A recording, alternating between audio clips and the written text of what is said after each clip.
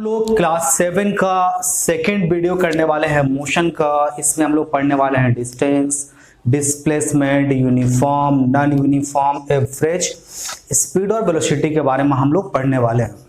इसके पहले अगर आप चैनल सब्सक्राइब नहीं करे हो, चैनल सब्सक्राइब कर लेना, बेल आइकन प्रेस कर लो ताकि आपको नोटिफिकेशन टाइमली मिले। और संग संग देखते देखते वीडियो आप लाइक बटन को भी प्रेस कर लेना, नहीं तो भूल जाते हो आप लोग। तो चलो, जो पहला टॉपिक हम लोग करने वाला है दैट इज डिस्टेंस। क्या करने वाले हैं? डिस्टेंस। देखो, डिस्टेंस किसको बोलते हैं? आप सपोज करो एक ऑब्जेक्ट यहां से चलना स्टार्ट किया, यहां से चलते हुए कहां आया? यहां पे आया, फिर चलते हुए यहां पे, यहां पे, यहां पे, फिर यहां पे। तो कहीं भी जाए कोई मतलब नहीं है। तो एक ऑब्जेक्ट अपने इनिशियल पोजीशन जहां से ये स्टार्ट किया that is called initial position, और जहां ये खत्म करने वाला है कोई भी ऑब्जेक्ट जहां पे अपने मोशन को एंड करता है, खत्म करता है, that is said to be the final position. तो फाइनल पोजीशन, तो पोजीशन, तो इनिशियल और फाइनल पोजीशन के बीच में जितना भी पाथ कवर्ड हो गया है, तो टोटल लेंथ जो कवर्ड हुआ है उस टोटल लेंथ को ही आप क्या बोलोगे? डिस्टेंस। बात समझ में आया कि नहीं आया? अब ये इसका डायरेक्शन क्या है, नहीं है, इससे कोई मतलब नहीं पड़ने वाला है, कोई फर्क नहीं पड़ने वाला है। ये सिर्फ जितना डिस्टेंस, जितना लेंथ कवर्ड करेगा, तो टोटल लेंथ कवर्ड जो करेगा एक ऑब्जेक्ट, उस लेंथ कवर्ड को आप क्या बोलोगे? डिस्टेंस। डेफिनेशन भी वही देंगे, टोटल लेंथ कवर्ड। क्या लिखेंगे? Total length covered by an object, covered by an object is said to be, is said to be its distance, said to be its distance। अब देखो, कभी कभी डेफिनेशन में लिखोगे, यहां पे देखो क्या लिखा रहता है, total length covered by an object irrespective of its direction.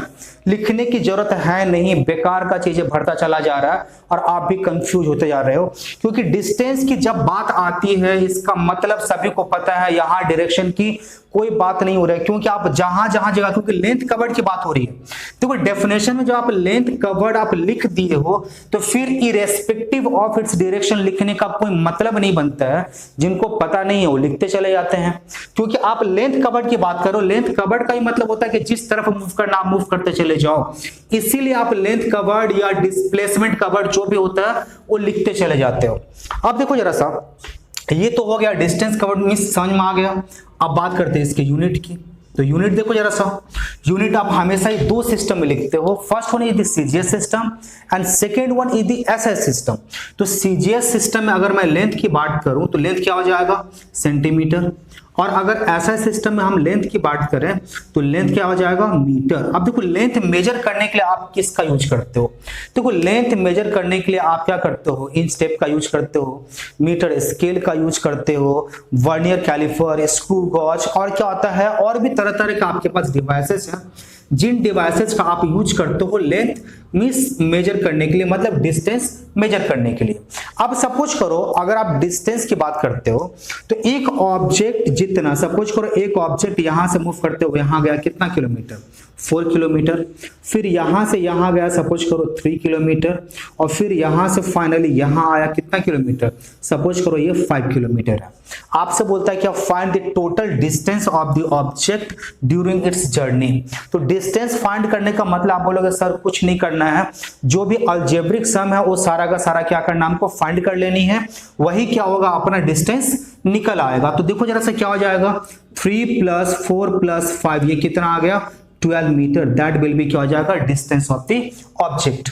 तो ये डिस्टेंस तो हमको समझ में आ गया। अब आते हैं क्या? डिस्प्लेसमेंट। देखो, डिस्प्लेसमेंट आपको थोड़ा अच्छे से समझना होगा। क्यों अच्छे से समझना होगा ये बात आपको मैं समझा दूं, क्योंकि वहां थोड़ा सा क्या होता है, परेशानी होती है आपको। परेशानी क्या समझने में आपको, क्योंकि वहां पे कुछ कुछ टर्म ना आपके पास डिफरेंट टर्म आ रहा। और एक चीज आपको बताना भूल गए, अगर आप बात करते हो डिस्टेंस की, डिस्टेंस इज स्केलर क्वांटिटी, क्योंकि वहां यहां हम क्या कर रहे हैं, किसी भी तरह का डायरेक्शन की बात नहीं कर रहे हैं, that's why distance is scalar quantity. अच्छा, अब आ जाता है हम लोग क्या? डिस्प्लेसमेंट। Displacement, displacement, okay. अब देखो, डिस्प्लेसमेंट समझने के लिए पहले हमको थोड़ा सा एग्जांपल समझना होगा। सपोज करो एक ऑब्जेक्ट मेरा यहां से स्टार्ट किया मूव करना, यहां से मूव करते हुए यहां आया, फिर यहां, फिर यहां, यहां, यहां, जहां मन करे वहां चलते चले जा रहा, क्योंकि रोक टोक तो है नहीं। उसकी मर्जी जहां भी जाए। अब सपोज करो यहां से मेरा ऑब्जेक्ट मूव करते हो गया, ये 4 का, ये 2 का, ये 1 मीटर, ये सपोज करो 3 metre, 4 metre, 5 metre, 2 metre, 3 metre, 2 metre, 1 metre, जितना भी है चलते चले जाए, ठीक है। अब अगर हमको डिस्टेंस कवर्ड फाइंड करना हो, we will find the sum of all the, क्या हो जाएगा, डिस्टेंस जितना भी लेंथ कवर्ड किया है, we will find the sum of length covered and that will be distance. लेकिन अब हम आते हैं कि डिस्प्लेसमेंट पे। डिस्प्लेसमेंट क्या होगी, तो देखो जरा सा, इनिशियल पोजीशन, ये क्या है, फाइनल पोजीशन। तो इनिशियल एंड फाइनल पोजीशन के बीच का जो सबसे छोटा लेंथ होगा, अच्छी तरह समझिएगा, डिस्टेंस में क्या बोल रहे थे, जितना भी लेंथ है सबको ऐड करनी है, लेकिन डिस्प्लेसमेंट में क्या बता रहे हैं, इनिशियल और फाइनल पोजीशन के बीच का जो सबसे छोटा लेंथ होगा, that will be said to be the, क्या जाएगा, means displacement of an object. तो अगर हम इस कंडीशन में डिस्प्लेसमेंट फाइंड करें तो डिस्प्लेसमेंट कितना हुआ, यहां से लेके सिर्फ यहां तक का जो पोजीशन हुआ, ये जो लेंथ होगा, that will be the displacement. तो डिस्प्लेसमेंट का अगर हमको डेफिनेशन देना हो तो डेफिनेशन क्या होगा, स्मॉलेस्ट, क्या लिखोगे आप, स्मॉलेस्ट डिस्टेंस बिटवीन इनिशियल, कहां पे, initial and final position, and final position of an object, and object is called its displacement, called its displacement. तो अब इसकी चलो पहले यूनिट की बात कर लेते, फिर थोड़ा सा और एक्सप्लेनेशन करेंगे। यूनिट की बात कर लें, यूनिट, तो यूनिट देखो हमेशा आप दो सिस्टम में मेजर करते हो। सीजीएस सिस्टम में देखो यूनिट क्या होगी, तो सीजीएस सिस्टम में लिख लेते हैं, ये क्या आएगा, सेंटीमीटर। ऐसा सिस्टम में अगर यूनिट की बात करो तो क्या आ जाएगा, मीटर। ये सब ठीक था। अब आते हैं डिस्टेंस एंड डिस्प्लेसमेंट। देखो डिस्प्लेसमेंट आपने बोला क्या, शॉर्टेस्ट डिस्टेंस। तो जैसे डिस्टेंस में आपको एग्जांपल बताया था, सपोज करो एक ऑब्जेक्ट मूव किया कितना, 3 किलोमीटर, फिर यहां मूव किया कितने का, 4 किलोमीटर। अगर हमको, और सपोज करो हमको बोला क्या, इसका डिस्टेंस फाइंड करके दो, तो डिस्टेंस के लिए आप बहुत सिंपल करोगे, 3 + 4 फाइंड करोगे, कितना आ जाएगा, 7 आ जाएगा आपके पास। लेकिन अगर आपसे पूछता है कि इसका डिस्प्लेसमेंट फाइंड करके दो, तो आप बोलोगे इसका डिस्प्लेसमेंट का तो डेफिनेशन ही है, इनिशियल एंड फाइनल पोजीशन का जो सबसे शॉर्टेस्ट डिस्टेंस होगा, दैट विल बी, क्या हो जाएगा, डिस्प्लेसमेंट। तो ये जो मेरा है सबसे शॉर्टेस्ट डिस्टेंस है इनिशियल और फाइनल का, और यहां से अगर हम इसकी वैल्यू निकालें तो क्या करेंगे, पाइथागोरस रूल अप्लाई कर देंगे। अंडर रूट क्या हो जाएगा, 4 square plus 3 square, so under root कितना आ जाएगा, 25 इक्वल्स टू 5। तो ये कितने का आ जाएगा, 5 किलोमीटर का डिस्टेंस, सॉरी डिस्प्लेसमेंट निकल आएगा। इसी तरह से सबको सर्कुलर पाथ पे अगर हमको डिस्प्लेसमेंट फाइंड करनी हो या डिस्टेंस फाइंड करनी हो, तो ये देखो हमेशा चेंज होता रहेगा। सपोज करो यहां से लेकर एक पर्टिकुलर पोजीशन, यहां से मूव करना स्टार्ट किया और मूव करते हुए यहां तक आया, तो अगर इस पोजीशन पे अगर हमको डिस्प्लेसमेंट फाइंड करनी हो, तो डिस्प्लेसमेंट कहां से कहां तक, यहां से लेकर यहां तक का सिर्फ जो लेंथ होगा, दैट विल बी, क्या हो जाएगा, डिस्प्लेसमेंट। लेकिन अगर डिस्टेंस फाइंड करनी हो तो यहां से लेकर यहां तक जो स्फीयर का फॉर्मूला है, उस फॉर्मूला को यूज करोगे और वहां से आप क्या करोगे, डिस्टेंस फाइंड करोगे। अगर हमको सपोज करो इस पोजीशन के लिए फाइंड करना हो, तो डिस्टेंस क्या हो जाएगा, 1/4, जो पूरा का पूरा सरकमफेरेंस होगा उसका क्या हो जाएगा, 1/4, सिर्फ यहां से लेकर यहां तक का जो पोजीशन हुआ वो क्या होगा, डिस्टेंस। लेकिन डिस्प्लेसमेंट जब फाइंड करनी होगी, देखो यहां से लेकर यहां तक का ये लेंथ निकल के आएगा। तो सर्कुलर पाथ पे जो अगर मूव करता है एक object, same interval of time में क्या हो जाएगा, इसका डिस्टेंस और डिस्प्लेसमेंट दोनों क्या हो जाएगा, अलग अलग होगा। तो आपसे कभी एक क्वेश्चन अगर पूछता है कि क्या एक ऑब्जेक्ट जो कॉन्स्टेंटली यूनिफॉर्मली मूव कर रहा है, उसके लिए डिस्टेंस और डिस्प्लेसमेंट का वर्ड क्या सेम होगा या डिफरेंट होगा, तो आप बोलो क्या सेम होगा अगर ये स्ट्रेट पाथ पे मूव करेगा, लेकिन ये डिफरेंट होगा अगर ये क्या करेगा, सर्कुलर पाथ पे या किसी भी कर्व पाथ पे अगर मूव करता है। अब फिर एक क्वेश्चन आता है क्या, under what condition distance and displacement is said to be equal. देखो अगर एक ऑब्जेक्ट स्ट्रेट पाथ पे मूव करता रहे, अच्छी तरह समझ रहा साहब, एक ऑब्जेक्ट अगर देखो स्ट्रेट पाथ पे मूव कर रहा है, तो स्ट्रेट पाथ पे अगर कोई ऑब्जेक्ट मूव करता है, अंडर दैट सिचुएशन डिस्टेंस और डिस्प्लेसमेंट दोनों का दोनों क्या हो जाएगा, इक्वल होगा। देखो डिस्टेंस क्या, इनिशियल और फाइनल पोजीशन के बीच का जो टोटल लेंथ हुआ, टोटल लेंथ क्या हो गया, ये हो गया। और अगर आप डिस्प्लेसमेंट बोलते हो तो इनिशियल एंड फाइनल पोजीशन का शॉर्टेस्ट डिस्टेंस, तो शॉर्टेस्ट डिस्टेंस भी क्या होगा, यही होगा। So under this situation distance and displacement कैसा होगा, इक्वल होगा। अगर कर्व पाथ पे मूव कर रहा होता है तो वहां पे डिस्टेंस एंड डिस्प्लेसमेंट वैरी करेगा एक दूसरे से।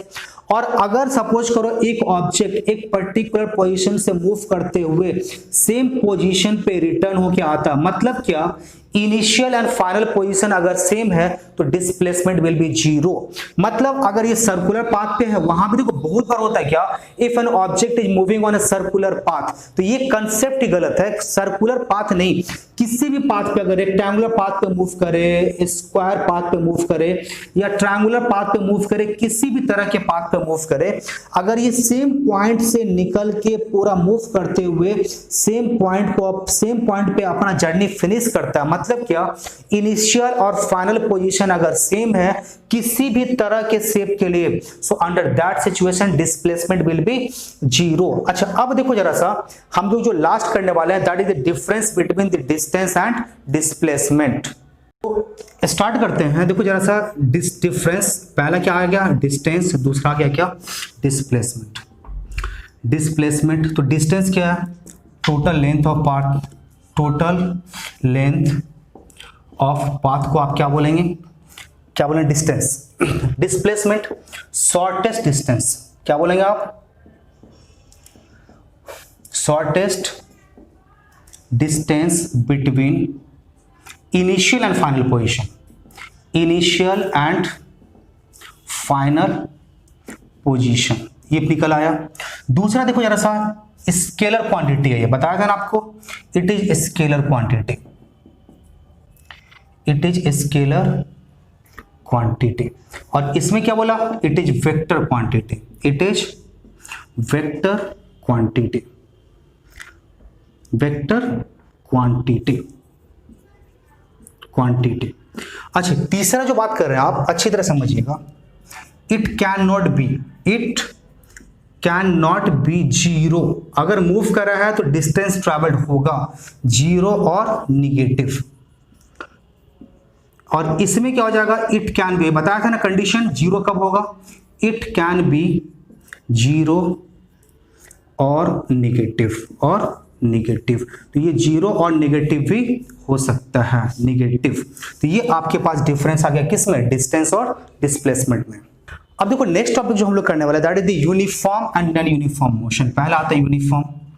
देखो यूनिफॉर्म मोशन आप किसको बोलते हो, कि अगर एक object equal interval of time के अंदर इक्वल डिस्टेंस ट्रैवल करता है, then the motion is said to be, क्या करेंगे आपको, uniform motion.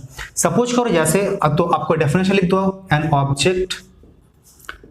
Object is said to B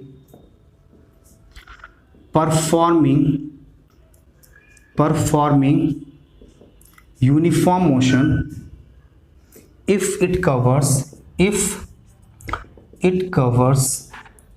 equal distance in equal interval of time, interval of time। तो equal interval of time में अगर हमेशा equal distance cover होता है तो फिर क्या होगा, यूनिफॉर्म मोशन। अगर इसको हमको ग्राफिकली कभी भी अगर रिप्रेजेंट करना पड़े, सपोज करो ये मेरे पास डिस्टेंस और ये मेरे पास क्या निकला है, टाइम, तो ग्राफिकली अगर रिप्रेजेंट करना पड़े तो ये ग्राफिकली हमेशा ग्राफ कैसा होगा, it will be always a straight line passing through the origin.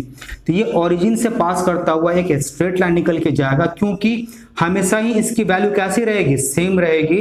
ये इस तरह से आपका ग्राफ क्या करना, तैयार कर देना। अब इसके बारे में ज्यादा कुछ अभी समझना नहीं है। अब आता है क्या, नॉन यूनिफॉर्म। अगर आपसे पूछता है क्या नॉन यूनिफॉर्म, तो अगर एक object equal interval of time में हमेशा ही इक्वल डिस्टेंस कवर्ड नहीं करता है, तो इसको आप क्या बोलोगे, नॉन यूनिफॉर्म मोशन समझोगे। देखो अभी तक आप नॉन यूनिफॉर्म में सिर्फ एक ही बात समझे थे, अगर एक object equal interval of time में इक्वल डिस्टेंस कवर्ड नहीं करता है तो फिर आप क्या बोलोगे, नॉन यूनिफॉर्म। लेकिन अगर आज तक अभी ये नहीं समझे होगे कि अगर एक object equal interval of time में इक्वल डिस्टेंस कवर्ड करता है फिर भी ये नॉन यूनिफॉर्म हो सकता है। अभी सुन के अजीब सा लगा होगा कि sir equal interval of time है, इक्वल डिस्टेंस ट्रैवल करा, अभी तो आप बोले कि इक्वल इंटरवल ऑफ टाइम में इक्वल डिस्टेंस अगर कवर करेगा तो आप यूनिफॉर्म बोलोगे, और नॉन यूनिफॉर्म में भी आप वही बात बता रहे हो, बिल्कुल सही बता रहे हैं, लेकिन सिर्फ फर्क यही है कि डायरेक्शन विल बी अपोजिट। अगर एक object equal interval of time के अंदर इक्वल डिस्टेंस ट्रैवल करता है बट अपोजिट डायरेक्शन में, फिर भी मोशन को हम कैसा बोलेंगे, नॉन यूनिफॉर्म बोलेंगे। तो नॉन यूनिफॉर्म का अगर बेसिकली हमको डेफिनेशन देना हो तो आप सिंपल देना, क्या लिखोगे, an object is said to be performing non-uniform motion if it does not cover equal distance in equal interval of time. आप बोलोगे सर क्या उस वाले को हम डेफिनेशन में मेंशन नहीं करेंगे? नहीं, डेफिनेशन जब लिखना होगा यही लिखना होगा, सिर्फ आपको समझाने के लिए हम बताए थे क्या, अगर इक्वल इंटरवल ऑफ टाइम में इक्वल डिस्टेंस कवर्ड करा बट अगर डायरेक्शन अपोजिट रहा तो भी क्या हो जाएगा, ये नॉन यूनिफॉर्म के कैटेगरी में ही आएगा। अगर इसके लिए सपोज करो हमको एक ग्राफ तैयार करना हो तो ग्राफ क्या करना है, ये डिस्टेंस के लिए और ये क्या हो गया, टाइम के लिए। तो ये ग्राफ कैसा बनेगा, सपोज करो मेरा ग्राफ क्या हो गया, ओरिजिन से हम स्टार्ट करते हैं, रेस्ट से। अब सपोज करो ग्राफ एक बार हो सकता है कि एक पर्टिकुलर मोशन को परफॉर्म करा, लेकिन इसके बाद फिर से मेरे पास क्या होगा, मोशन चेंज हो जाएगा, हमने यहां आ गया, हो सकता है थर्ड टाइम ऐसे जाए, फोर्थ टाइम हो सकता है और स्टेप चले जाए। मतलब क्या ये फिक्स्ड नहीं है, ये यूनिफॉर्म नहीं है, इसलिए क्या करेगा, ये बार बार वैरी करता रहेगा। और जो लास्ट हमको समझना है दैट द एवरेज की बात कर ले हम जरा सा, हम बात करेंगे एवरेज की। तो एवरेज क्या बोलेंगे, एवरेज एक ऑब्जेक्ट जो टोटल